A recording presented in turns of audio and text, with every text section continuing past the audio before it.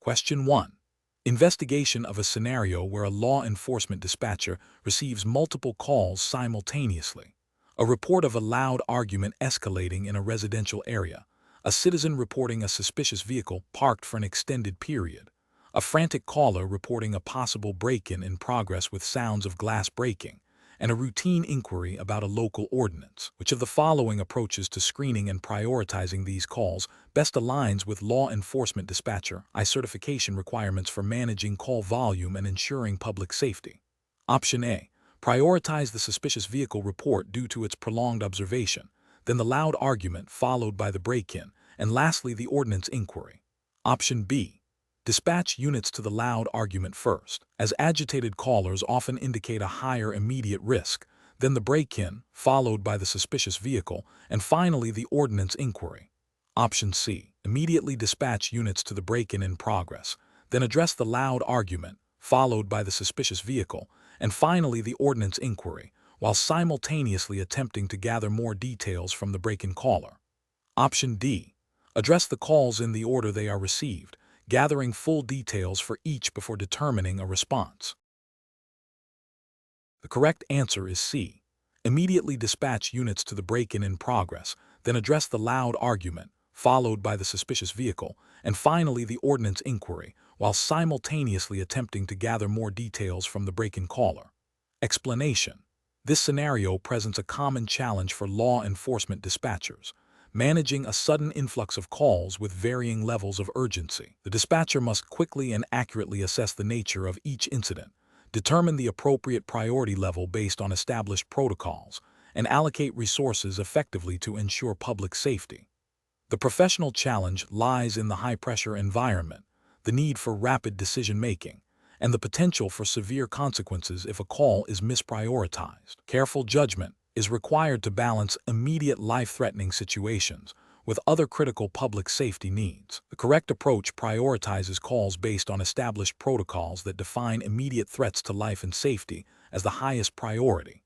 This aligns with the fundamental duty of law enforcement dispatch to protect citizens. By adhering to these protocols, the dispatcher ensures that the most critical incidents receive immediate attention, thereby minimizing potential harm and maximizing the effectiveness of emergency response. This systematic and protocol-driven method is the bedrock of professional dispatching, ensuring consistency and accountability. An incorrect approach would be to prioritize calls based on the caller's demeanor or perceived urgency without a clear protocol.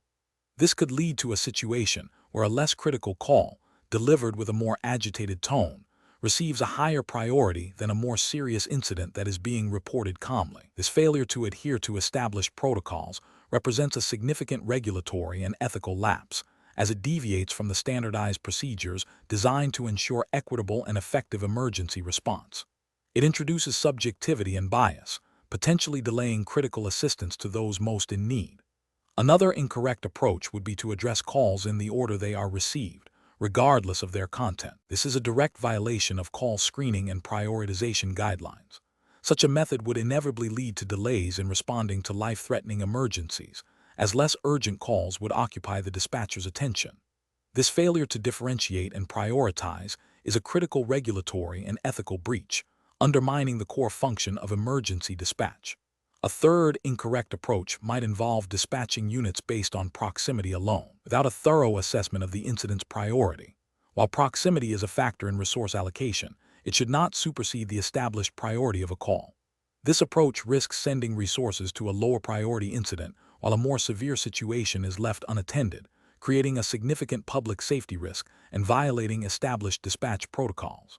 The professional decision-making process for similar situations involves a multi-step approach. 1. Active listening and information gathering. Pay close attention to the caller's words, tone, and any background sounds to gather critical details. 2. Protocol application. Immediately cross-reference the gathered information with established call prioritization protocols. These protocols are designed to categorize incidents based on their severity and potential for harm. 3. Triage and assignment. Assign a priority level based on the protocol and determine the appropriate response, which may include immediate dispatch, gathering further information, or advising the caller. 4. Resource management. Consider available resources and their proximity, but always within the framework of call priority.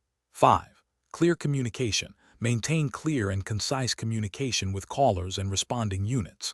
6. Continuous reevaluation. Be prepared to reevaluate priorities as new information becomes available or the situation evolves. Question 2.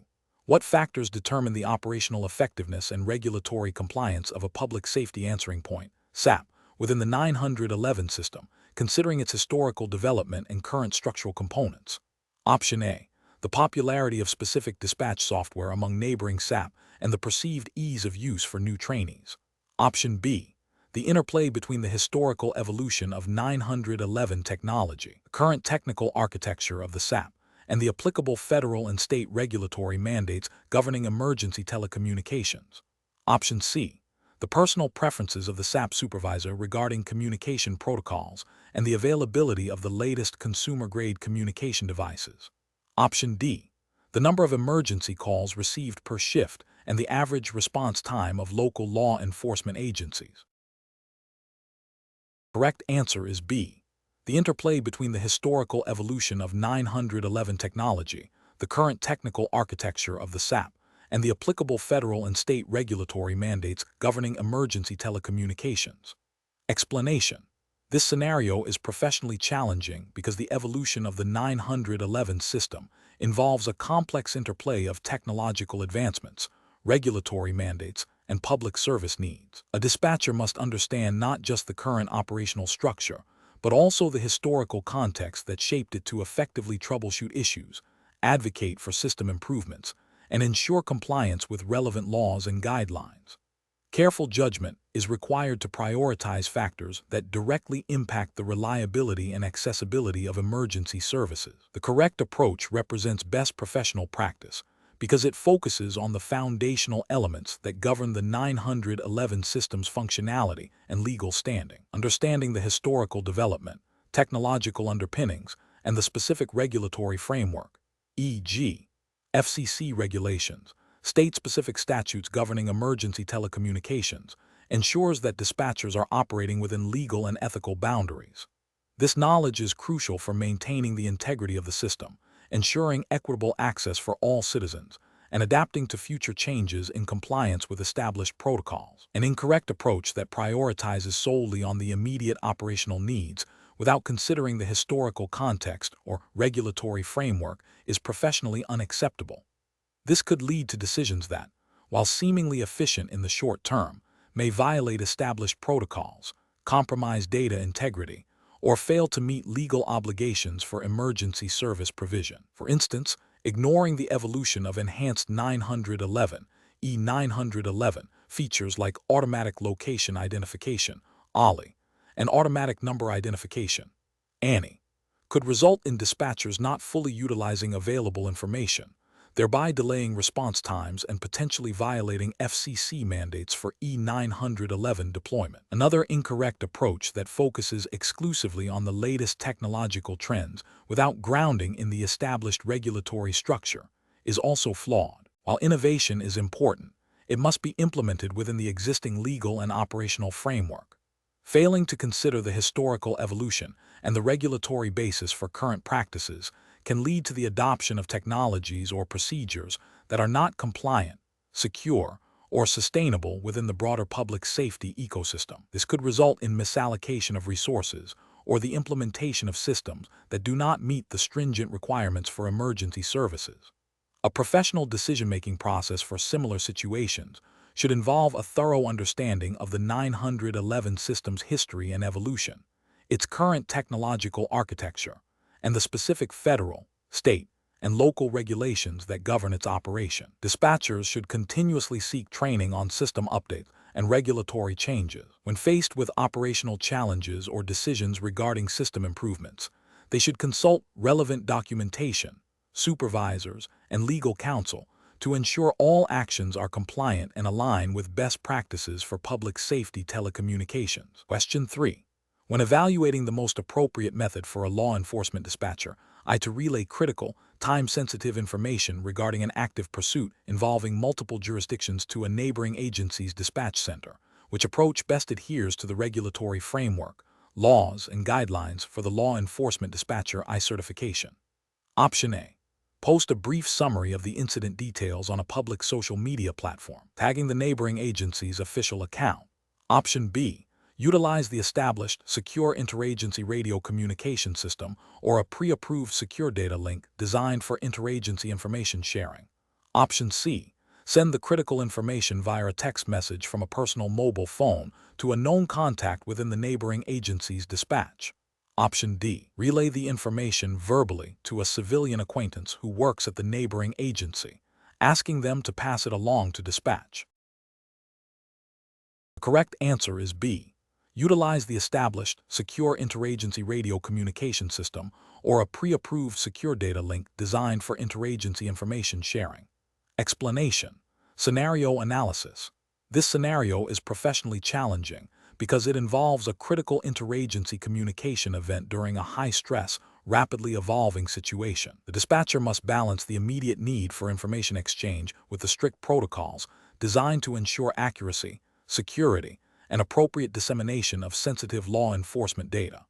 Failure to adhere to these protocols can lead to misinformation, compromised investigations, or even endangerment of officers and the public. The dispatcher's judgment is paramount in selecting the most appropriate communication channel and content. Correct approach analysis.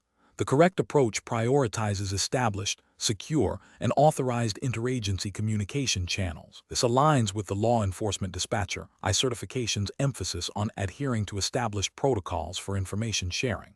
Utilizing a dedicated, encrypted radio channel or a secure interagency data system ensures that sensitive information is transmitted directly to the intended recipients, minimizing the risk of interception or unauthorized access.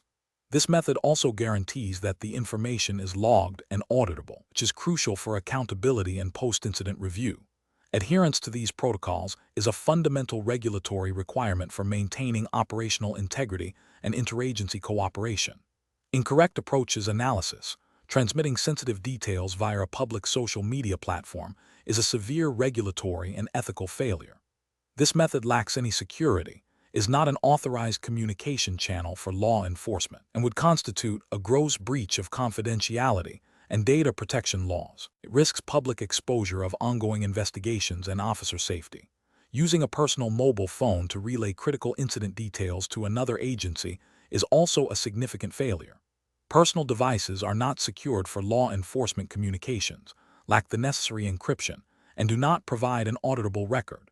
This bypasses established protocols, potentially exposing sensitive information and violating privacy regulations. Relaying information through a civilian intermediary, even if they have a connection to the other agency, is an unacceptable practice.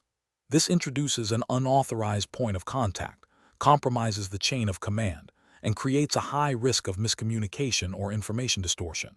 It directly violates the principle of direct, secure, and authorized interagency communication mandated by law enforcement standards. Professional reasoning. Law enforcement dispatchers must always operate within the established regulatory framework. When faced with interagency communication needs, the primary decision-making process involves 1. Identifying the nature and sensitivity of the information to be shared. 2. Determining the appropriate and authorized communication channel for that type of information and recipient agency, referencing agency policies and interagency agreements. 3. Ensuring the information is conveyed accurately and concisely, adhering to any specific reporting formats or codes. 4. Verifying receipt and understanding by the receiving agency. In all cases, security, accuracy, and adherence to protocol are non-negotiable. Question 4. The evaluation methodology shows a dispatcher receiving a priority 1 call reporting an active shooter situation in a crowded shopping mall. Simultaneously, a BOLO alert for a suspect vehicle involved in a recent robbery is pending transmission. The dispatcher must decide how to best utilize the available telecommunications infrastructure, including the primary radio voice channel and the law enforcement data network. Option A. Attempt to transmit the BOLO alert via voice on the primary radio channel concurrently with the active shooter call, hoping both can be heard. Option B. Immediately transmit the BOLO alert via the data network while maintaining the primary radio channel for incoming priority 1 call updates and officer coordination. Option C. Prioritize voice transmission of the BOLO alert on the primary radio channel, delaying the active shooter call until the BOLO is complete. Option D. Hold all transmissions, including the active shooter call, until the BOLO alert is fully processed and confirmed via the data network. The correct answer is B. Immediately transmit the BOLO alert via the data network while maintaining the primary radio channel for incoming priority 1 call updates and officer coordination. Explanation. This scenario is professionally challenging because it requires a dispatcher to rapidly assess and prioritize communication needs during a critical incident, balancing the immediate demands of voice communication with the potential benefits of data network utilization. The dispatcher must understand the capabilities and limitations of various telecommunication systems to ensure the most effective and efficient information flow to responding units. Careful judgment is required to avoid overwhelming the primary voice channels or failing to leverage available data resources that could enhance situational awareness and officer safety. The correct approach represents best professional practice because it prioritizes the immediate, life-saving voice communication while simultaneously initiating the use of data networks for supplementary information. This aligns with law enforcement dispatcher certification standards that emphasize maintaining clear and uninterrupted voice channels for critical incident command and control, as per established protocols for emergency services radio systems. Simultaneously, leveraging data networks for non-critical but important information dissemination, like suspect descriptions or BOLO alerts, is a recognized best practice for enhancing operational efficiency and officer safety without compromising primary communication lines. This demonstrates an understanding of the layered approach to emergency telecommunications infrastructure, an incorrect approach that focuses solely on voice communication, neglecting the potential of data networks, fails to utilize available resources effectively. This could lead to delays in disseminating crucial supplementary information, potentially impacting officer safety or the overall effectiveness of the response. Ethically, dispatchers have a duty to employ all available and appropriate tools to support law enforcement operations. Another incorrect approach that over-relies on data networks for critical information, potentially delaying voice communication, is a significant regulatory and ethical failure. Emergency dispatch protocols, as outlined in law enforcement dispatcher certification guidelines, mandate that voice communication remains the primary and most immediate channel for critical incident coordination. Disrupting or delaying this channel due to an overemphasis on data can have severe consequences for officer safety and the successful resolution of the incident. Professionals should employ a decision-making framework that involves 1. Immediate threat assessment. Prioritize voice communication for life or death situations. 2. Resource evaluation. Understand the capabilities of all available telecommunication systems, voice, data, mobile data terminals. 3. Protocol adherence. Follow established emergency dispatch procedures for system utilization. 4. Information prioritization. Determine what information is critical for immediate voice transmission versus what can be relayed via data. 5. Redundancy and backup. Consider alternative communication methods if primary systems are compromised. Question 5. The risk matrix shows a moderate likelihood of system integration challenges and a high potential impact on response times during the transition to next generation 911 and G911. Which approach best mitigates these identified risks while ensuring continued public safety? Option A. Focus exclusively on the advanced communication features of NG911, such as text to 911, while deferring comprehensive training and system testing for core voice functionalities. Option B. Delay the adoption of NG911 until all potential integration issues are theoretically resolved, focusing solely on maintaining current 911 system operations. Option C. Immediately implement all NG911 features upon vendor certification, relying on on-the-job training for dispatchers to adapt to the new system as issues arise. Option D. Prioritize comprehensive end-to-end testing of all NG911 functionalities, including interoperability with existing systems, coupled with a phased rollout strategy and extensive dispatcher training on the new platform's capabilities and emergency protocols. The correct answer is D. Prioritize comprehensive end-to-end testing of all NG911 functionalities, including interoperability with existing systems, coupled with a phased rollout strategy and extensive dispatcher training on the new platform's capabilities and emergency protocols. Explanation. Scenario analysis. This scenario is professionally challenging because it requires a dispatcher to assess the potential impact of a significant technological shift on critical public safety operations without direct, hands-on experience with the new system. The dispatcher must balance the known benefits of next-generation 911 (NG 911) with the inherent risks of implementation, such as data integrity, interoperability, and the potential for system failures that could directly affect response times and public safety. This necessitates a forward-thinking approach that prioritizes preparedness and risk mitigation. Correct approach analysis. The correct approach represents best professional practice because it proactively identifies potential vulnerabilities and develops mitigation strategies before a full transition.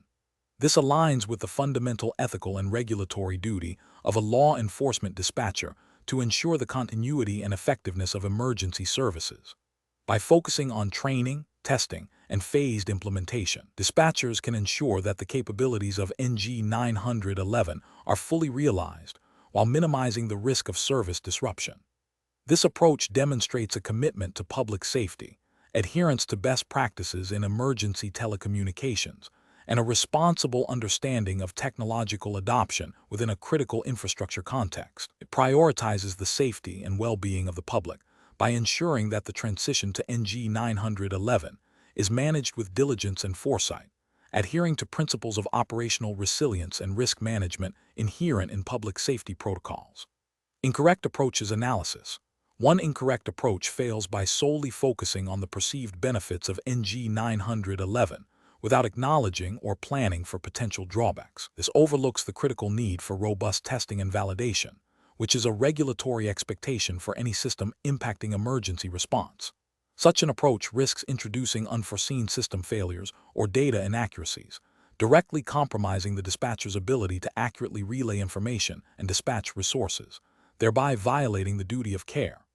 Another incorrect approach is to resist the adoption of NG 911 entirely, citing only the initial costs and learning curves. This demonstrates a failure to adapt to evolving public safety technologies, which can lead to a decline in service quality compared to jurisdictions that embrace advancements. Ethically, this approach fails to serve the public by not leveraging technologies that could improve emergency response efficiency and effectiveness, potentially leading to longer response times or missed critical information. It also ignores the long-term strategic imperative for modernization within public safety agencies. A third incorrect approach involves a rushed, uncoordinated implementation without adequate testing or training. This is a direct violation of operational best practices and likely regulatory guidelines that mandate system reliability and dispatcher competency.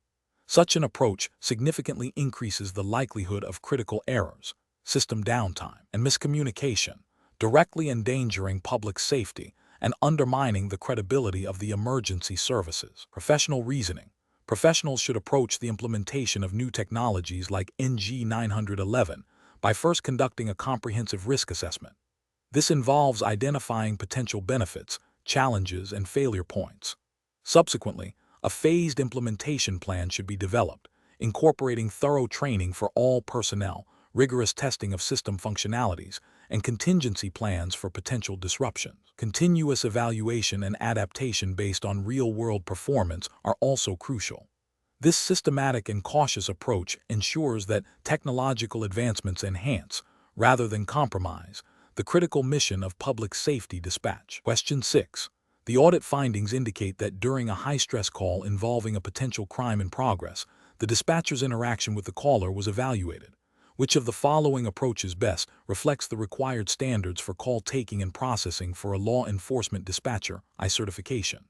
Option A. The dispatcher immediately began asking rapid-fire questions about the suspect's appearance and action, interrupting the caller when they became emotional to demand more details. Option B. The dispatcher calmly and empathetically guided the caller through a series of direct questions to ascertain the nature of the emergency, location, and suspect description, while reassuring the caller that help was on the way. Option C. The dispatcher spent a significant amount of time offering extensive emotional support and reassurance to the caller before asking any questions about the incident itself. Option D. The dispatcher noted the caller's distress, but proceeded with a generic script without tailoring questions to the specific details the caller was attempting to convey. The correct answer is B. The dispatcher calmly and empathetically guided the caller through a series of direct questions to ascertain the nature of the emergency, location, and suspect description, while reassuring the caller that help was on the way. Explanation. Scenario analysis. This scenario is professionally challenging because it requires the dispatcher to balance the immediate need for accurate information with the potential for emotional distress in the caller. The dispatcher must remain calm, empathetic, and efficient while gathering critical details to ensure an appropriate law enforcement response.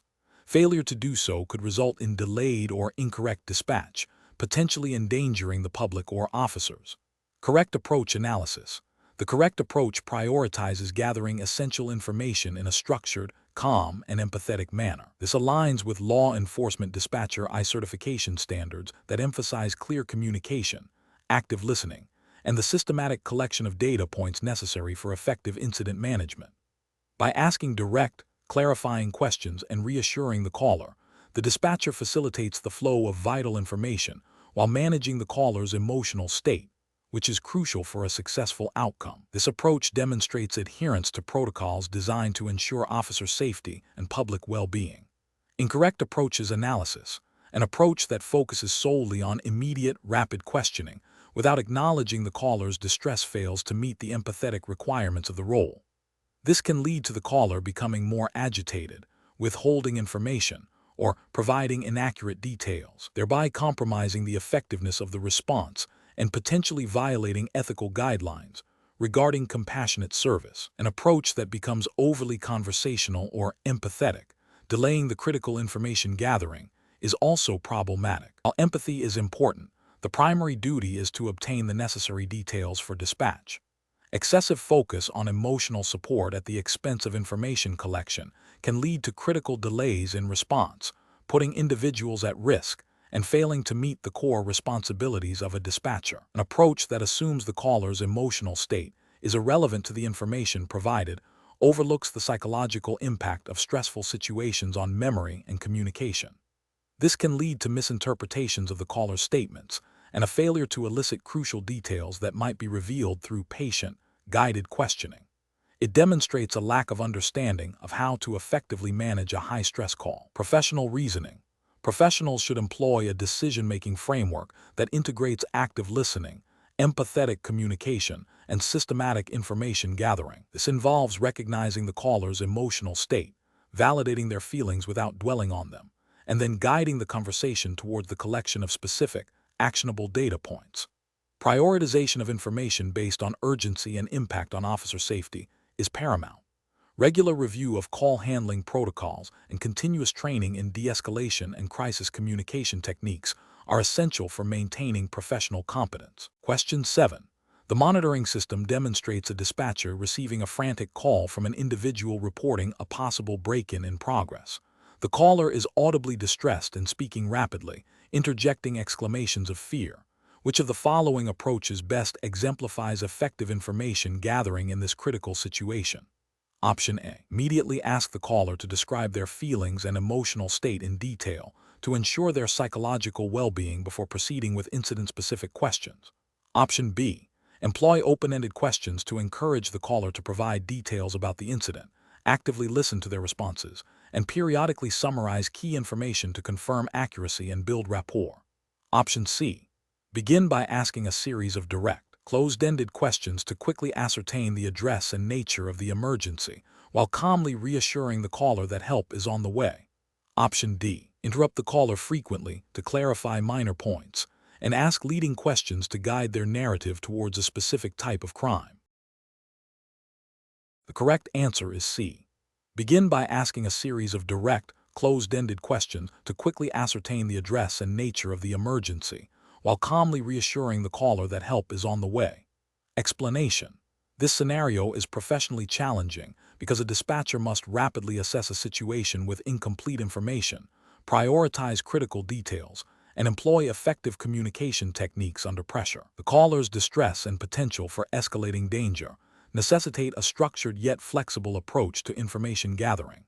The dispatcher's primary duty is to obtain the information necessary to dispatch appropriate resources and ensure the safety of all involved, adhering strictly to established protocols for law enforcement dispatcher certification. The correct approach represents best professional practice because it prioritizes obtaining essential details for immediate dispatch while simultaneously de-escalating the caller's emotional state. This involves using open-ended questions to encourage the caller to provide more information, active listening to confirm understanding and build rapport, and a systematic approach to gather the who, what, where, when, and why of the incident.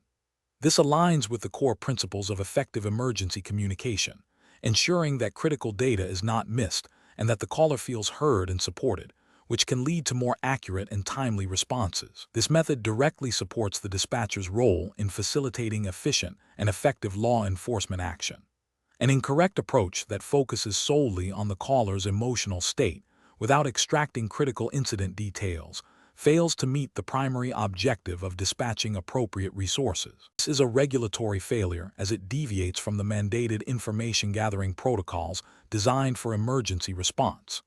Another incorrect approach that interrupts the caller excessively or asks leading questions can lead to inaccurate information, confusion, and potentially missed critical details, which is an ethical failure as it compromises the safety of the public and responding officers. An approach that relies on assumptions rather than direct questioning is also a significant failure, as it can lead to misallocation of resources and an incomplete understanding of the threat, violating the dispatcher's duty of care. Professionals should employ a decision-making framework that begins with immediate threat assessment, followed by structured questioning using open-ended prompts, active listening with verbal and nonverbal cues, where applicable, and confirmation of critical details. This framework emphasizes maintaining control of the call while fostering a collaborative information-gathering environment, ensuring all essential elements for dispatch are secured before concluding the interaction or transferring to another unit. Question 8. Process analysis reveals that a caller is inquiring about the status of a case after an arrest has been made, specifically asking about sentencing timelines and where the individual will be incarcerated. Which understanding of the criminal justice system best positions a law enforcement dispatcher to provide an appropriate and informative response? Option A. Understanding that law enforcement investigates and arrests. The courts adjudicate guilt and impose sentences, and corrections manages incarceration and rehabilitation. Option B. Focusing solely on the initial arrest and investigation, as subsequent legal and correctional processes are outside the purview of law enforcement dispatch. Option C. Recognizing that law enforcement is responsible for all aspects of a case from arrest through final disposition and correctional placement. Option D. Believing that once an arrest is made, the case is primarily handled by the correctional system, which then informs the courts. Correct answer is C. Recognizing that law enforcement is responsible for all aspects of a case from arrest through final disposition and correctional placement. Explanation. This scenario presents a professional challenge because a law enforcement dispatcher must accurately understand and articulate the distinct yet interconnected roles of the three branches of the criminal justice system to effectively relay information and manage public expectations. Misunderstanding these roles can lead to miscommunication, incorrect advice, and a breakdown in the coordinated effort required for public safety. Careful judgment is required to ensure that the dispatcher's communication aligns with the established legal and procedural frameworks governing each component of the system. The correct approach represents best professional practice because it demonstrates a comprehensive understanding of the criminal justice system structure and the dispatcher's role within it. By correctly identifying law enforcement's role in investigation and apprehension, the court's role in adjudication, and corrections' role in punishment and rehabilitation, the dispatcher can provide accurate information to callers and understand the context of incoming calls and outgoing dispatches. This aligns with the fundamental principles of public service and the operational mandates of law enforcement agencies, ensuring that the dispatcher acts as a reliable conduit of information within the established legal framework. An incorrect approach that focuses solely on law enforcement's role fails to acknowledge the subsequent stages of the criminal justice process, potentially leading to the dispatcher providing incomplete or misleading information about case progression or outcomes. This is a regulatory failure, as it neglects the dispatcher's responsibility to understand the broader system they support. Another incorrect approach that conflates the roles of courts and corrections. For example, by suggesting law enforcement is responsible for sentencing or managing correctional facilities, represents a significant ethical and regulatory failure. This demonstrates a lack of fundamental knowledge about the separation of powers and distinct functions within the justice system, which could lead to the dissemination of false information and undermine public trust. An approach that overemphasizes one branch to the exclusion of others also fails to grasp the systemic nature of criminal justice, hindering effective interagency communication and operational efficiency. Professionals should employ a decision-making framework that prioritizes accurate knowledge acquisition and continuous learning regarding the criminal justice system. This involves understanding the statutory definitions and operational responsibilities of law enforcement, the judiciary, and correctional agencies. When faced with inquiries or situations requiring an understanding of these roles, dispatchers should rely on their training and established protocols, seeking clarification from supervisors or relevant resources if uncertainty exists. The core principle is to provide information that is factually correct and within the scope of their authorized duties, thereby upholding the integrity of the law enforcement agency and the broader criminal justice system. Question 9. Benchmark analysis indicates that during a high-priority traffic stop involving a suspect described as a white male, approximately 30 years old, wearing a blue jacket, a dispatcher needs to relay this information to responding officers. Considering the potential for misinterpretation of blue versus black or brown in a fast-paced radio environment, which communication approach best upholds radio etiquette and ensures clear, accurate transmission of critical information? Option A, speak the description quickly and clearly. White male, 30 years old, wearing a blue jacket. Option B, relay the description with a lengthy preamble about the importance of accurate descriptions. Okay, officers, it's crucial to get this right. We have a white male, approximately 30 years old, wearing a blue jacket. Option C, relay the description using the phonetic alphabet for all key identifiers. White male, 30 years old, suspect is wearing a Bravo uniform Lima Echo jacket. Option D, transmit the description and add a personal observation. White male, 30 years old, wearing a blue jacket, looks like he's trying to run. The correct answer is C. Relay the description using the phonetic alphabet for all key identifiers. White male, 30 years old, suspect is wearing a Bravo uniform Lima Echo jacket. Explanation. This scenario presents a common challenge in law enforcement dispatch, maintaining clear and efficient radio communication during a dynamic, high-stress situation. The professional challenge lies in balancing the urgency of the situation with the strict adherence to established radio protocols. Failure to do so can lead to miscommunication, delayed response, and potentially compromised officer safety or public welfare. Careful judgment is required to select the most appropriate communication method that ensures clarity without causing unnecessary radio traffic. The correct approach represents best professional practice because it prioritizes clear, concise, and standardized communication, which is a cornerstone of effective radio operations for law enforcement dispatchers. Using the phonetic alphabet for critical identifiers like suspect descriptions or vehicle information directly aligns with established protocols designed to prevent misinterpretation, especially in noisy environments or when dealing with accents or static. This method ensures that vital information is accurately relayed, contributing to officer safety and efficient resource deployment, as mandated by standard operating procedures for law enforcement dispatch. An incorrect approach that involves speaking too quickly and without using the phonetic alphabet for key details is professionally unacceptable. This violates fundamental principles of radio etiquette and clear communication. Specifically, it fails to adhere to the requirement for standardized phonetic spelling of critical information, increasing the risk of misinterpretation. This can lead to confusion regarding suspect identity, vehicle details, or location, directly impacting the effectiveness of the response and potentially endangering officers. Another incorrect approach, which involves transmitting unnecessary personal commentary or opinions, is a significant ethical and regulatory failure. Law enforcement radio channels are for official business only. Such extraneous transmissions consume valuable airtime, disrupt the flow of critical information, and can be perceived as unprofessional. This behavior undermines the seriousness of the dispatch function and can erode confidence in the dispatcher's ability to manage emergency communications. A further incorrect approach, such as transmitting lengthy, unprompted status updates that do not directly pertain to the immediate tactical situation, also represents a failure in professional judgment and adherence to radio procedure. While updates are important, they must be timely, relevant, and concise.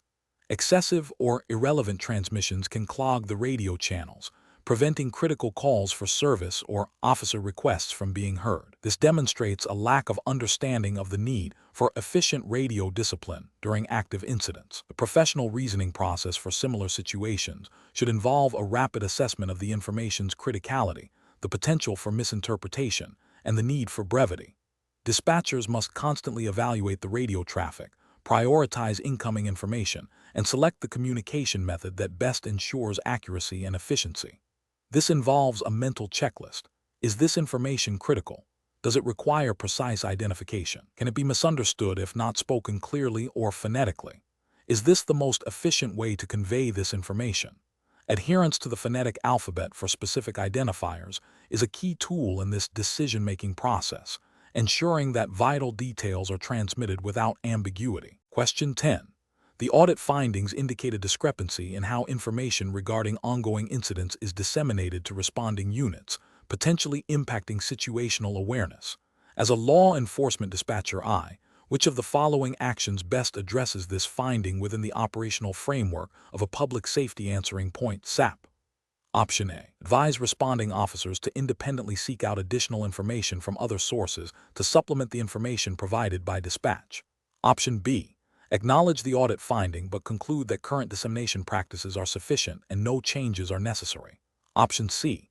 Immediately implement a new informal communication method between dispatchers and responding officers to ensure faster information sharing. Option D. Review and, if necessary, revise the SAP established protocols for incident information dissemination to responding units, ensuring all dispatchers are retrained on updated procedures. The correct answer is C. Immediately implement a new, informal communication method between dispatchers and responding officers to ensure faster information sharing. Explanation: this scenario is professionally challenging because it requires a dispatcher to balance immediate public safety needs with the strict protocols governing SAP operations. The audit findings highlight a potential breakdown in established procedures, necessitating a dispatcher's ability to critically assess the situation and respond appropriately without compromising service quality or regulatory compliance. The core of the challenge lies in understanding the dispatcher's defined role and responsibilities within the SAP framework, particularly concerning information dissemination and resource allocation. The correct approach represents best professional practice because it directly addresses the audit finding by initiating a review of established protocols and identifying potential areas for improvement. This proactive stance aligns with the fundamental responsibility of a SAP to ensure efficient and effective emergency response, which is underpinned by well-defined and consistently applied operational procedures.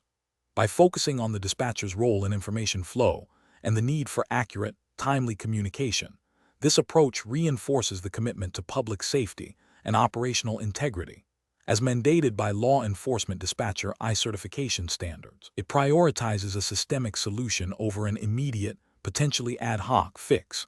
An incorrect approach that focuses solely on the dispatcher's personal actions without considering the broader operational context fails to address the root cause identified by the audit. This could lead to a superficial fix that doesn't prevent recurrence.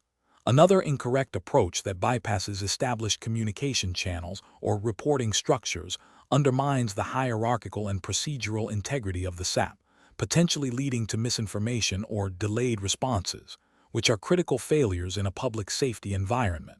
Furthermore, an approach that dismisses the audit findings without proper investigation or action represents a direct ethical and professional failure to uphold the standards expected of a certified dispatcher and a SAP.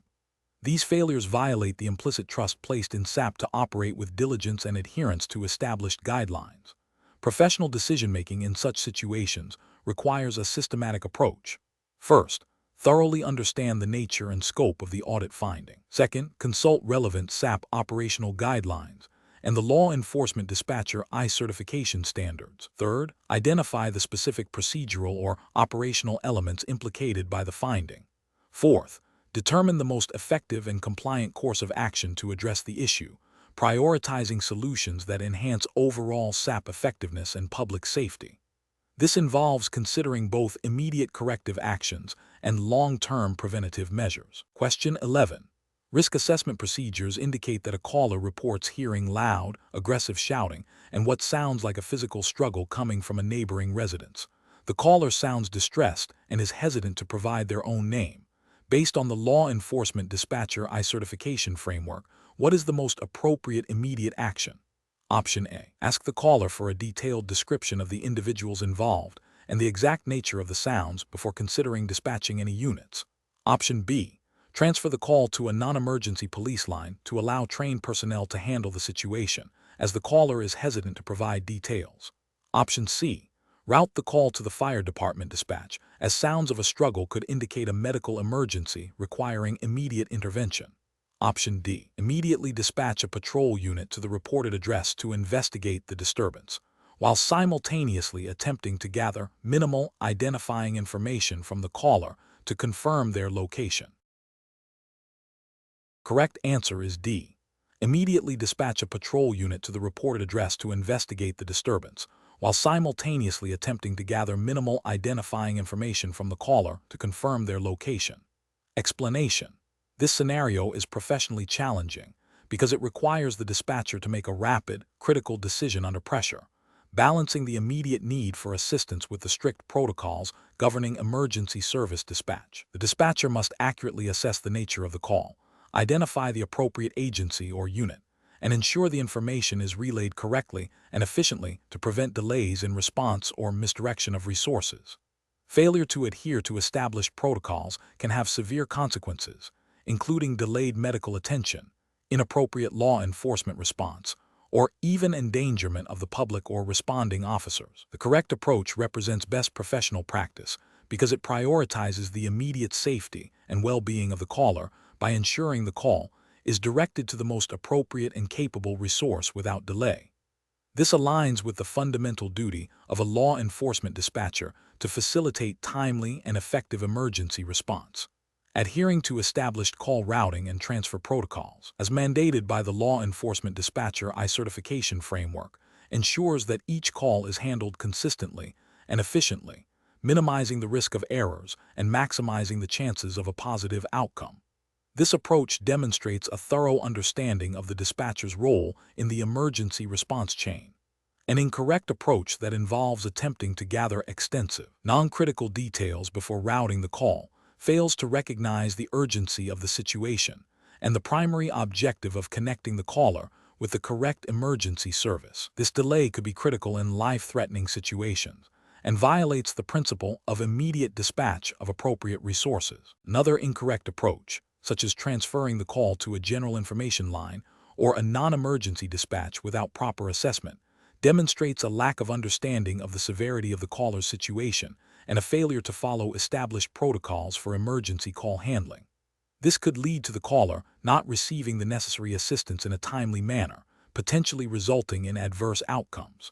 A further incorrect approach, such as dispatching a unit without confirming the specific nature of the emergency or the appropriate jurisdiction, risks misallocating resources, potentially delaying response to a more critical incident elsewhere, or sending the wrong type of assistance. This highlights a critical failure in the decision-making process and adherence to procedural guidelines. The professional reasoning process for similar situations should involve a rapid, multi-step assessment. First, actively listen to the caller to discern the nature and urgency of the situation. Second, immediately identify keywords or phrases that indicate the type of emergency, e.g., medical, fire, criminal activity. Third, consult established protocols and resource directories to determine the most appropriate agency or unit for the identified emergency and its location. Fourth, execute the transfer or dispatch protocol precisely as outlined, ensuring all necessary information is relayed accurately. Finally, confirm that the transfer or dispatch has been successfully initiated and, if applicable, Monitor the situation until resolution or handover to another responsible party. This systematic approach ensures that all critical elements of emergency dispatch are addressed efficiently and effectively. Question 12. Process analysis reveals that a caller reports hearing a loud argument followed by a crash and then silence. The caller sounds distressed but is hesitant to provide specific details about what they saw or heard beyond the initial sounds. According to the law enforcement dispatcher certification framework, which of the following classification approaches best ensures regulatory compliance and public safety? Option A. Classify the call based on the caller's distressed emotional state, assuming a minor domestic dispute until more information is available. Option B. Classify the call as a low-priority welfare check, as the caller is not providing clear details of a crime in progress. Option C. Classify the call as a high-priority incident requiring immediate dispatch of patrol units due to the sounds of a crash and potential disturbance, despite the caller's reticence. Option D. Delay dispatch and attempt to gather more specific details about the nature of the argument and the crash before assigning a priority level. The correct answer is C. Classify the call as a high-priority incident requiring immediate dispatch of patrol units due to the sounds of a crash and potential disturbance, despite the caller's reticence. Explanation. This scenario presents a professional challenge because a dispatcher must rapidly and accurately assess the severity and urgency of a situation based on limited, often fragmented information provided by a caller. Misclassification can lead to delayed or inappropriate resource allocation, potentially endangering the public and first responders. The dispatcher's judgment directly impacts response times and the effectiveness of law enforcement intervention. The correct approach represents best professional practice because it adheres to the established protocols for call classification as outlined in the Law Enforcement Dispatcher certification framework. This framework prioritizes immediate threat assessment and resource needs, ensuring that the most critical incidents receive the highest priority for dispatch. This aligns with the ethical obligation to protect public safety and provide efficient emergency services. An incorrect approach that prioritizes caller demeanor over the stated nature of the incident fails to meet regulatory requirements. The Law Enforcement Dispatcher certification mandates that classification be based on the objective threat and urgency of the reported event, not subjective factors like the caller's emotional state.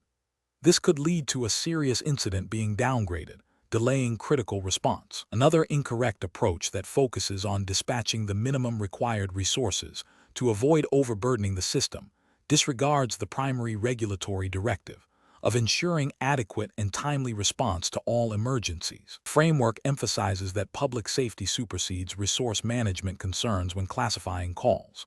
This approach risks under-resourcing a potentially dangerous situation.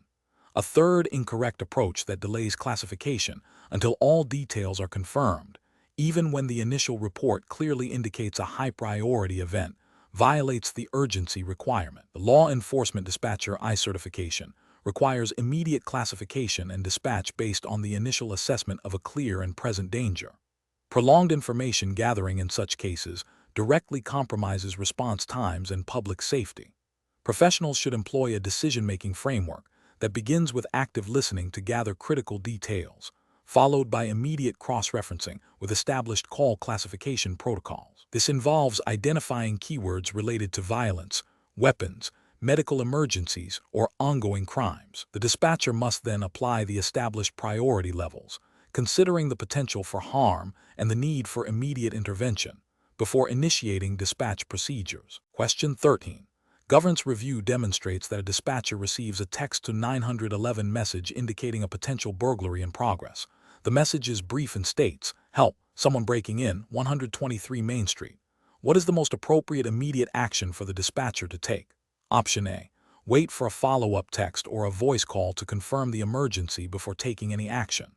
Option B. Immediately dispatch a patrol unit to the stated address and begin a text-based dialogue to gather further details.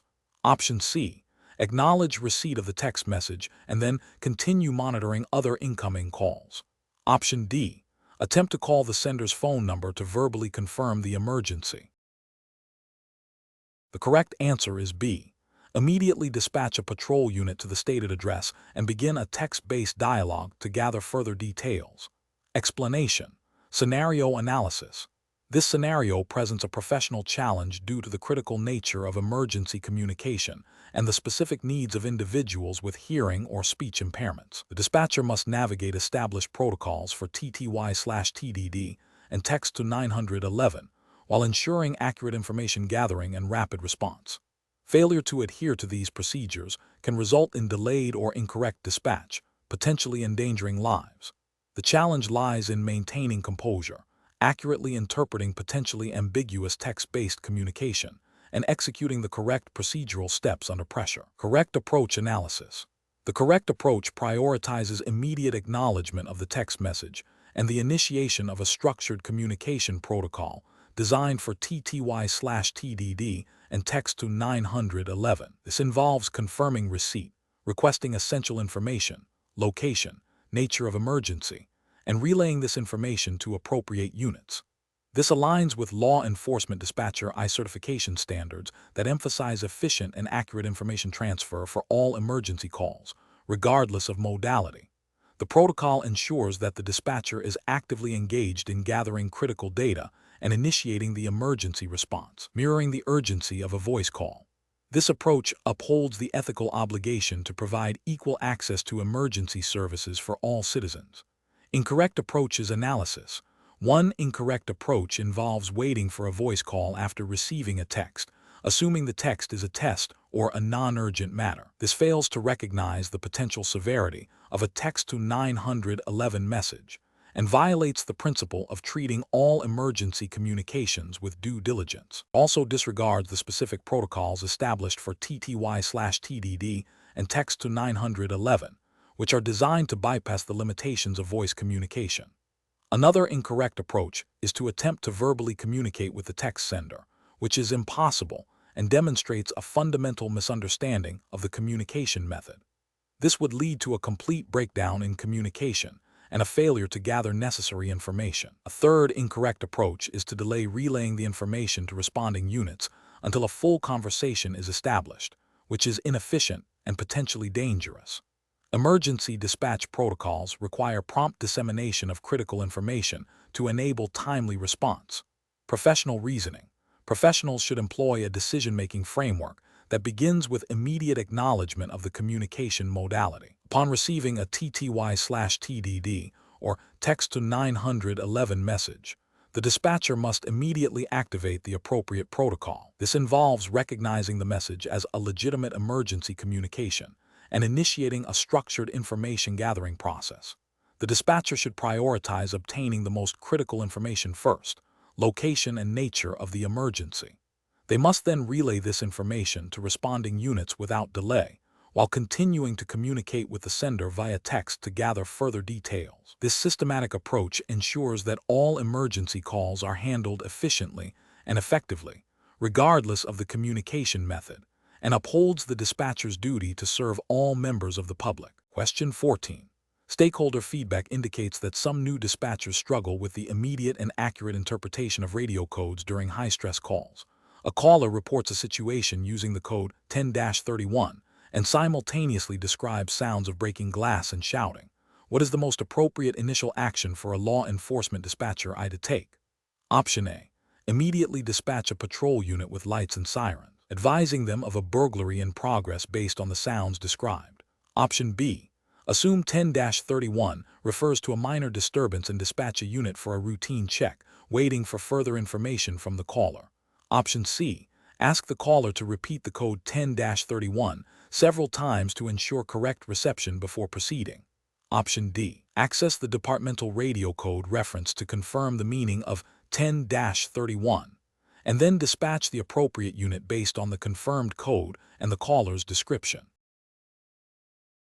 The correct answer is A. Immediately dispatch a patrol unit with lights and sirens, advising them of a burglary in progress based on the sounds described. Explanation. Scenario analysis. This scenario is professionally challenging because it requires a dispatcher to interpret and act upon information conveyed through a standardized but potentially ambiguous system of radio codes. The dispatcher must not only understand the literal meaning of a code, but also infer the urgency and specific nature of the situation based on context, caller demeanor, and established protocols. Misinterpretation can lead to delayed or inappropriate responses, potentially endangering officers, victims, or the public. The dispatcher's role is critical in translating raw information into actionable intelligence for field units. Correct approach analysis. The correct approach involves accurately identifying the radio code and then cross-referencing it with established departmental protocols and the specific context provided by the caller. This ensures that the dispatcher understands the level of urgency and the type of assistance required. For example, a code indicating a burglary in progress requires a significantly different response than a past burglary. Adherence to these established protocols is mandated by law enforcement dispatcher certification guidelines, which emphasize the importance of precise communication and adherence to standard operating procedures to ensure officer safety and efficient resource allocation. This approach prioritizes accuracy and adherence to established communication standards. Incorrect approach is analysis. One incorrect approach is to assume the meaning of a code based on a general understanding without consulting specific departmental guidelines or considering the caller's tone. This is a regulatory failure because it bypasses the mandated use of standardized, approved codes and protocols, potentially leading to misclassification of incidents and incorrect dispatching. It also represents an ethical failure by not prioritizing the accuracy of information critical to officer safety. Another incorrect approach is to immediately dispatch the highest level of response for any code that sounds potentially serious, without verifying the exact nature of the incident or the specific code's meaning. This is a failure to adhere to efficient resource management protocols, which are implicitly part of dispatcher certification. It can lead to unnecessary strain on resources and potentially desensitize officers to genuine high-priority calls. Ethically, it fails to provide a measured and appropriate response based on verified information. A third incorrect approach is to ask the caller to repeat the code multiple times without attempting to interpret it or seeking clarification from a supervisor or reference material. While seeking clarification is sometimes necessary, a complete inability to interpret or act upon a standard code indicates a fundamental lack of required knowledge, a direct violation of the certification's core competency requirements. This demonstrates a failure to meet the basic professional standard of understanding and utilizing the established communication system. Professional reasoning. Professionals should approach this situation by first actively listening to the caller and identifying the radio code used.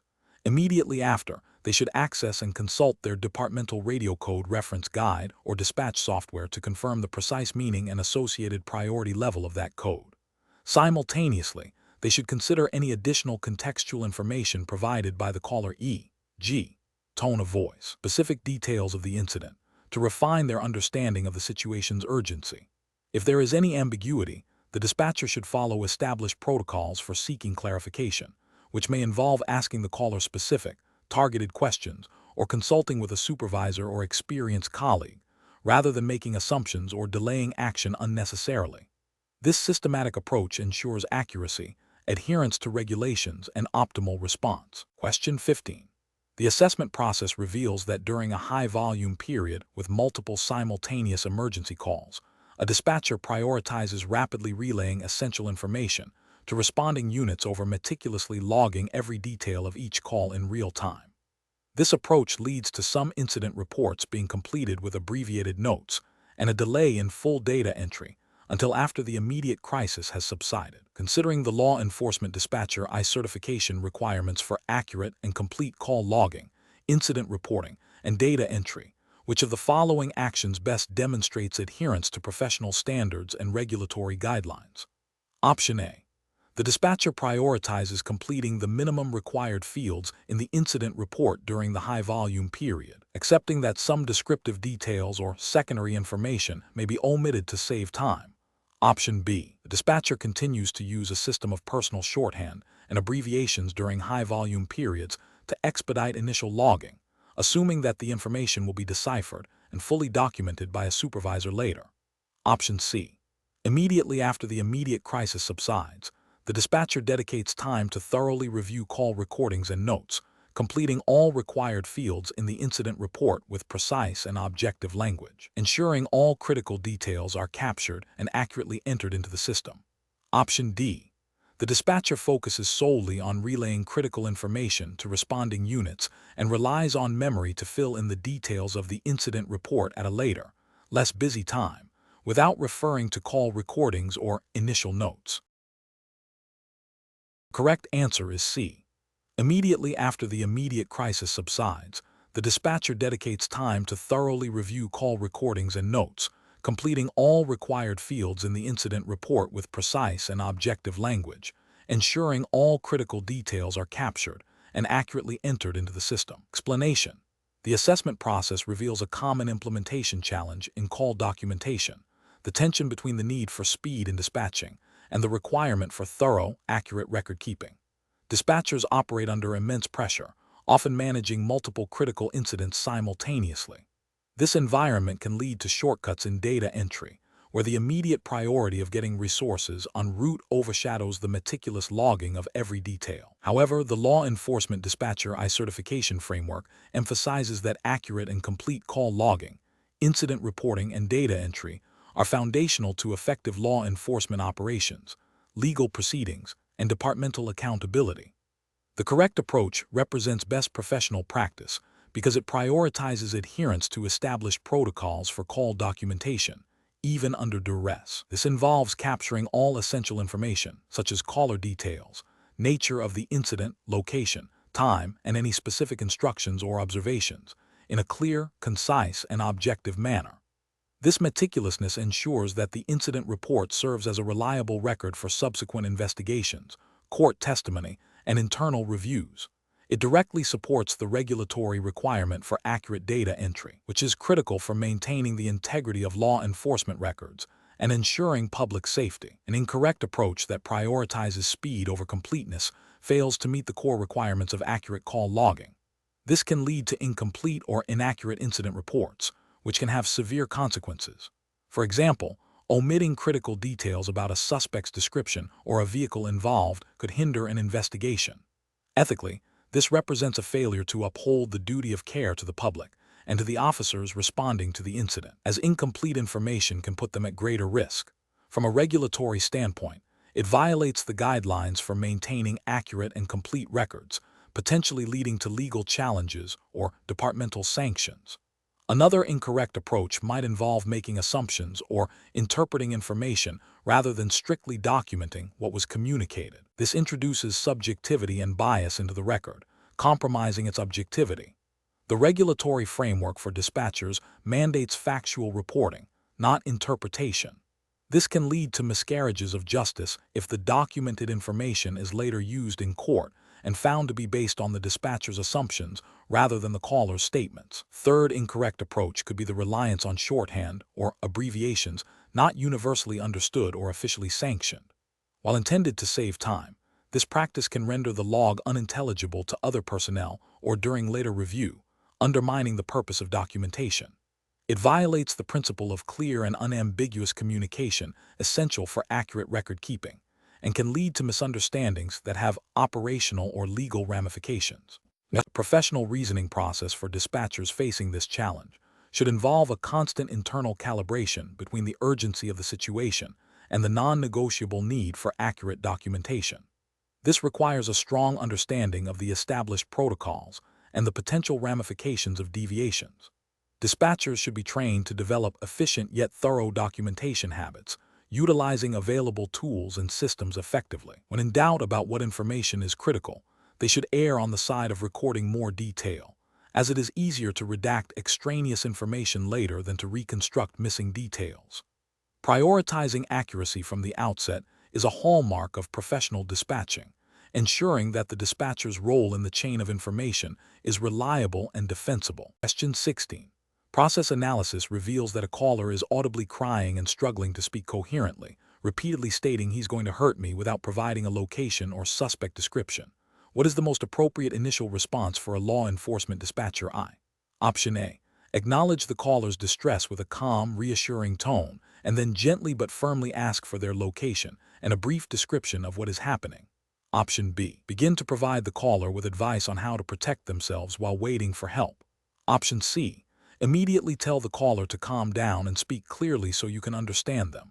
Option D. Ask the caller if they are sure this is a real emergency and if they are exaggerating their situation. The correct answer is A. Acknowledge the caller's distress with a calm, reassuring tone, and then gently but firmly ask for their location and a brief description of what is happening. Explanation. This scenario presents a common yet challenging situation for a law enforcement dispatcher managing a caller experiencing extreme emotional distress. The dispatcher must balance the immediate need to gather critical information for a potential emergency response with the ethical and professional obligation to provide a degree of support and de-escalation to the caller. The challenge lies in maintaining control of the call, ensuring accurate data collection, and preventing the caller's distress from hindering the dispatch process, all while adhering to established protocols and legal guidelines for handling sensitive situations. The correct approach prioritizes active listening, empathy, and clear, concise communication to guide the caller through their distress and extract necessary details. This aligns with the core principles of law enforcement dispatcher certification, which emphasizes effective communication under pressure and the ability to manage diverse caller situations. By acknowledging the caller's emotional state and gently redirecting them, the dispatcher can build rapport, reduce immediate panic, and facilitate the provision of vital information for law enforcement intervention. This method is best professional practice as it demonstrates compassion, maintains call control, and maximizes the chances of a successful and safe outcome for all involved, adhering to implicit guidelines of professional conduct and caller welfare. An incorrect approach that dismisses or minimizes the caller's distress fails to acknowledge the human element of the situation and can exacerbate the caller's panic, making information gathering more difficult and potentially delaying critical response. This violates the ethical expectation of professional demeanor and can be seen as a failure to adequately manage a distressed individual, potentially leading to negative outcomes. Another incorrect approach that becomes overly involved in counseling or providing extensive emotional support, while well-intentioned, deviates from the primary role of a dispatcher. This can lead to a loss of call control, an inability to gather essential information, and potentially overstep the dispatcher's professional boundaries and training. It also risks delaying the dispatch of appropriate emergency services. Finally, an approach that becomes impatient or demanding with the caller, especially one in distress, is unprofessional and counterproductive. This can escalate the situation, shut down communication, and create a hostile environment, directly hindering the dispatcher's ability to obtain the information needed to assist the caller and respond to the emergency. This demonstrates a lack of the required composure and de-escalation skills mandated for the role. The professional reasoning process for such situations involves a rapid assessment of the caller's emotional state, an immediate decision on the appropriate level of empathy and de-escalation required, and a structured approach to information gathering. Dispatchers must remain calm, project confidence, and use clear, directive language to guide the conversation, always prioritizing the safety and well-being of the caller and the public. Question 17. Assessment of a dispatcher's approach to relaying critical information during a high-priority incident, considering the established radio communication protocols for law enforcement dispatcher certification. Option A. Transmitting the information using clear, concise language, including essential details such as location, nature of the incident, and any available suspect information, while adhering to standard call signs and brevity codes. Option B. Utilizing a significant amount of agency-specific jargon and complex codes that might not be familiar to personnel from other responding agencies. Option C. Prioritizing speed by omitting certain descriptive details and using abbreviated phrases that may not be fully understood by all responding units. Option D. Engaging in extended conversational exchanges to provide a more detailed narrative of the unfolding situation, even if it means occupying the radio channel for an extended period. The correct answer is A. Transmitting the information using clear, concise language, including essential details such as location, nature of the incident, and any available suspect information, while adhering to standard call signs and brevity codes. Explanation. Scenario analysis. This scenario is professionally challenging because it requires a dispatcher to make a critical decision under pressure that directly impacts public safety and the efficiency of emergency response. Misunderstanding or misapplying radio communication protocols can lead to delayed or failed communication, potentially jeopardizing officer safety and the successful resolution of an incident. The dispatcher must balance the need for clear, concise communication with the urgency of the situation, ensuring that all necessary information is transmitted accurately and efficiently. Correct approach analysis. The correct approach emphasizes adherence to established communication protocols, which are designed to ensure clarity, brevity, and accuracy in radio transmissions. This aligns with the fundamental principles of law enforcement dispatch, prioritizing the transmission of essential information in a standardized format. Following established protocols, such as using clear language, proper call signs, and concise descriptions of events, minimizes the risk of misinterpretation and ensures that all responding units receive the necessary information without delay. This practice is directly supported by the operational guidelines and training mandated for law enforcement dispatcher I certification, which stress the importance of standardized communication for effective interagency coordination and public safety. Incorrect approaches analysis. One incorrect approach involves prioritizing speed over clarity by omitting essential details or using ambiguous language. This violates the core principle of accurate information dissemination, as crucial details like location, nature of the incident, and suspect descriptions could be lost or misunderstood, leading to misdirected resources or increased risk to officers.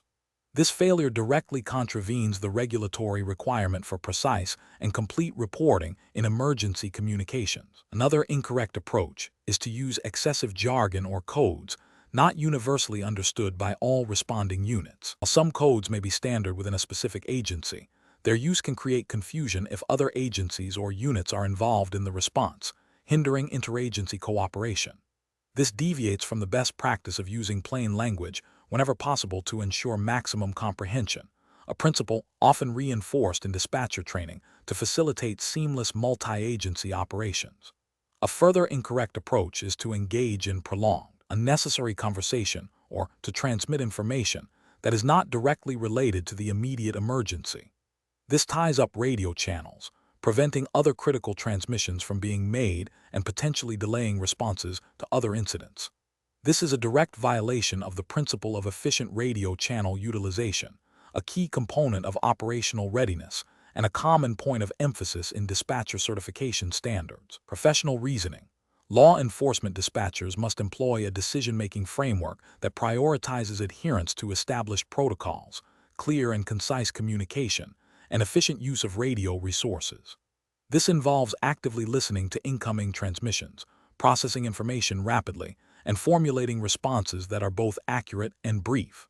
When faced with a rapidly evolving situation, dispatchers should rely on their training to filter essential information from non-essential details, ensuring that critical data is transmitted first. Regular review of communication logs and participation in training exercises that simulate high-pressure scenarios can further hone these skills, reinforcing the importance of standardized procedures and effective radio discipline. Question 18. Comparative studies suggest that the implementation of new technologies within public safety answering points, SAP, can significantly impact emergency response capabilities. Considering the historical evolution of the 911 system from basic landline connectivity to advanced wireless and IP-based services, which of the following implementation approaches for a next-generation 911 and G911 system best aligns with the regulatory framework and operational best practices for a law enforcement dispatcher I? Option A. A cost-driven approach that selects the least expensive NG911 solution available, even if it requires significant workaround or compromises on certain interoperability standards. Option B. A phased implementation strategy that prioritizes integration with existing infrastructure, rigorous testing of all new components, comprehensive dispatcher training, and strict adherence to established FCC regulations and state-specific 911 mandates. Option C. A technology-agnostic approach that focuses solely on the theoretical capabilities of new systems, disregarding the practical implications of integration, dispatcher workflow, and existing regulatory compliance requirements. Option D. An immediate full-scale deployment of the most advanced, cutting-edge NG911 features, prioritizing rapid adoption of new functionalities without extensive testing or integration with legacy systems. The correct answer is B. A phased implementation strategy that prioritizes integration with existing infrastructure, rigorous testing of all new components, comprehensive dispatcher training, and strict adherence to established FCC regulations and state-specific 911 mandates. Explanation: this scenario presents a professional challenge due to the critical nature of 911 system implementation and the need to balance technological advancement with established regulatory frameworks and operational realities. A dispatcher's understanding of the 911 system's history, evolution, and current structure is fundamental to ensuring effective emergency response. The challenge lies in selecting an implementation approach that is not only technologically sound, but also compliant with relevant laws and guidelines, and that prioritizes public safety and efficient resource allocation. Careful judgment is required to navigate the complexities of legacy systems, evolving technologies, and the diverse needs of the public and responding agencies. The correct approach represents best professional practice because it acknowledges the foundational principles of the 911 system, which were established to provide a universal, accessible, and reliable means of contacting emergency services. Adhering to the established regulatory framework, which often dictates standards for interoperability, data management, and service reliability, is paramount. This approach prioritizes a phased implementation that allows for thorough testing, training, and integration with existing infrastructure, minimizing disruption to ongoing emergency communications. It demonstrates a commitment to public safety by ensuring that the transition to new technologies does not compromise the ability to receive and dispatch emergency calls. This aligns with the core ethical responsibility of a law enforcement dispatcher to serve and protect the public. An incorrect approach that focuses solely on adopting the newest technology without considering integration or regulatory compliance would be professionally unacceptable. This failure would violate the principle of ensuring reliable emergency communications, as untested or incompatible systems could lead to dropped calls, delayed dispatches, or complete system outages.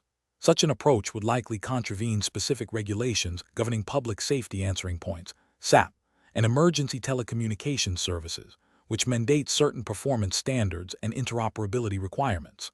Another incorrect approach that neglects the historical evolution and current structure of the 911 system, perhaps by overlooking the importance of legacy infrastructure or established protocols, would also be professionally unsound. This could result in a system that is not fully compatible with all responding agencies, or that fails to leverage the full capabilities of existing infrastructure, leading to inefficiencies and potential communication breakdowns.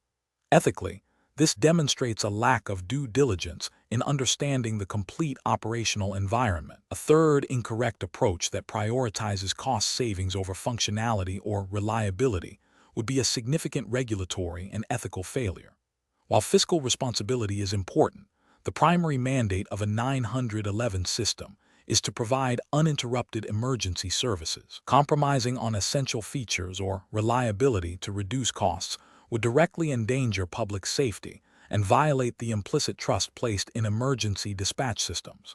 This would be a clear breach of the duty of care owed to the public. A professional decision-making process for similar situations should involve a comprehensive assessment of the current 911 system's strengths and weaknesses, a thorough review of all applicable federal, state, and local regulations, and an evaluation of emerging technologies against these requirements. Stakeholder engagement, including input from law enforcement, fire departments, EMS providers, and potentially public safety technology experts, is crucial. A risk assessment should be conducted for each proposed implementation strategy, with a focus on potential impacts on call handling, dispatch accuracy, and overall system reliability.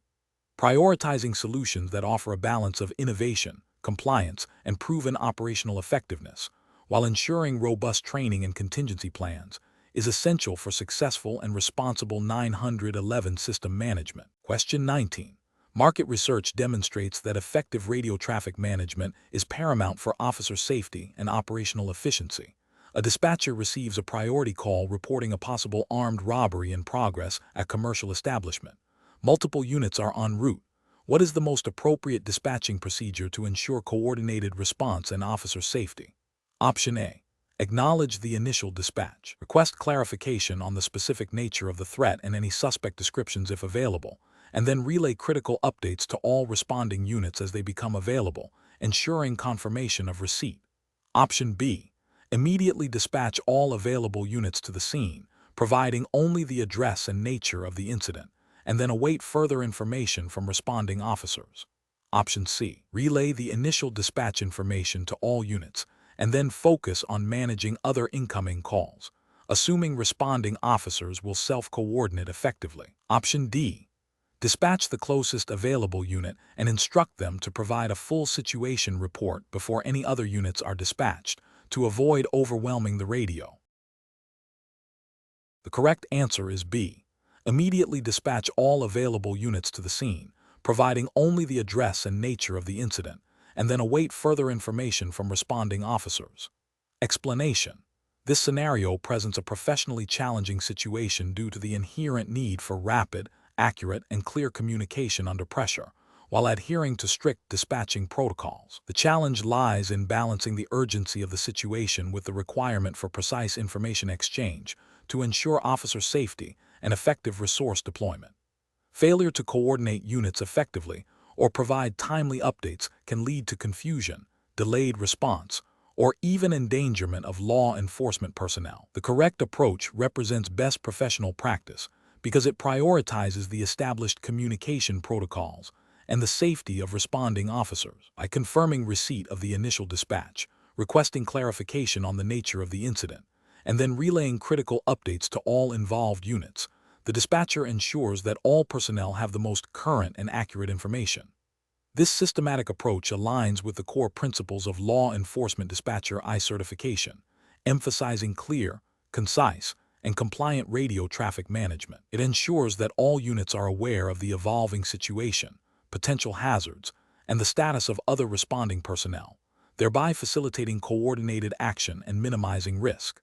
An incorrect approach that involves immediately dispatching multiple units without confirming the nature of the incident or establishing a clear command structure is a significant regulatory and ethical failure. This bypasses essential procedural steps designed to prevent unnecessary resource deployment and potential confusion. It violates the principle of efficient resource management and can lead to a chaotic radio environment, hindering effective communication. Another incorrect approach, such as providing incomplete or ambiguous updates, represents a failure to meet the standard of care expected of a certified dispatcher. This can lead to misinterpretations by officers, resulting in incorrect tactical decisions or a lack of awareness of critical details, directly compromising officer safety and operational effectiveness.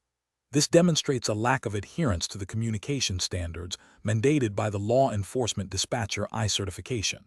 A further incorrect approach, like failing to acknowledge or confirm critical information from responding units, is a direct violation of communication protocols. This creates a communication breakdown, leaving the dispatcher and responding officers in the dark about crucial developments. It undermines the collaborative nature of emergency response and can have severe consequences for situational awareness and decision-making. The professional decision-making process for similar situations should involve a systematic adherence to established protocols. This includes 1. Acknowledging and understanding the initial call for service. 2. Confirming receipt and understanding of all dispatched information. 3. Actively listening for and acknowledging updates from responding units. 4. Providing clear, concise, and timely updates to all relevant personnel. 5. Maintaining situational awareness by synthesizing information from multiple sources. 6. Prioritizing officer safety and efficient resource allocation in all communication. Question 20. To address the challenge of managing a sudden influx of calls during a critical incident, what is the most effective and professionally sound approach for a law enforcement dispatcher to screen and prioritize these incoming requests for assistance? Option A. Immediately dispatch law enforcement units to every incoming call to ensure no situation is overlooked, regardless of the initial information provided. Option B. Delay dispatching units for calls that do not immediately sound like life-threatening emergencies to first address less urgent but more numerous calls. Option C. Systematically gather essential information from each caller to determine the nature and severity of the incident, then assign a priority level based on established departmental protocols and risk assessment. Option D. Prioritize calls based on the perceived importance of the caller or the perceived urgency of their personal situation, without strictly adhering to established protocols. The correct answer is C. Systematically gather essential information from each caller to determine the nature and severity of the incident, then assign a priority level based on established departmental protocols and risk assessment. Explanation. This scenario presents a common challenge for law enforcement dispatchers, managing a sudden surge in incoming calls while maintaining the integrity of the emergency response system. Professional challenge lies in the dispatcher's critical role as the first point of contact and gatekeeper for emergency services. Their ability to accurately assess the urgency of each situation, prioritize responses, and allocate limited resources effectively directly impacts public safety and the efficiency of law enforcement operations. This requires a high degree of situational awareness, rapid decision-making under pressure, and adherence to established protocols. The correct approach, which involves systematically gathering essential information to determine the severity of each incident and assigning a priority level based on established protocols, represents best professional practice. This aligns with the core principles of law enforcement dispatcher I certification, which emphasizes efficient and effective call screening and prioritization to ensure that the most critical incidents receive immediate attention. This systematic approach minimizes the risk of misclassification, delays in response to life-threatening situations, and the misallocation of valuable resources. It is ethically mandated to serve the public interest by ensuring timely and appropriate emergency response. An incorrect approach that involves immediately dispatching units to every call without proper screening fails to adhere to regulatory frameworks that mandate efficient resource management. This can lead to a depletion of available units for genuine emergencies, potentially causing critical delays. Ethically, this approach is irresponsible as it wastes resources and could compromise the safety of other citizens. Another incorrect approach, which involves prioritizing calls based on the perceived status or familiarity of the caller, is a clear violation of ethical and regulatory standards. Such bias undermines the principle of equal access to emergency services and can lead to inequitable outcomes, where genuine emergencies from less familiar individuals are delayed. This is professionally unacceptable and can have severe legal and ethical repercussions. A third incorrect approach, which involves delaying the dispatch of units for non-obvious emergencies to handle less urgent calls first, directly contradicts the fundamental purpose of emergency dispatch. This demonstrates a failure to understand and apply call prioritization protocols, potentially leading to catastrophic consequences for individuals in immediate danger. It is a direct breach of professional duty and regulatory requirements. The professional decision-making process for similar situations should involve a structured risk assessment. This begins with active listening to gather initial information, followed by the application of standardized questioning techniques to ascertain the nature and severity of the incident. Dispatchers must then consult and apply established priority matrices or protocols to assign an appropriate response level. Continuous monitoring of call volume and resource availability is also crucial, allowing for dynamic adjustments to dispatch strategies as the situation evolves. This systematic, protocol-driven approach ensures that decisions are objective, defensible, and focused on maximizing public safety.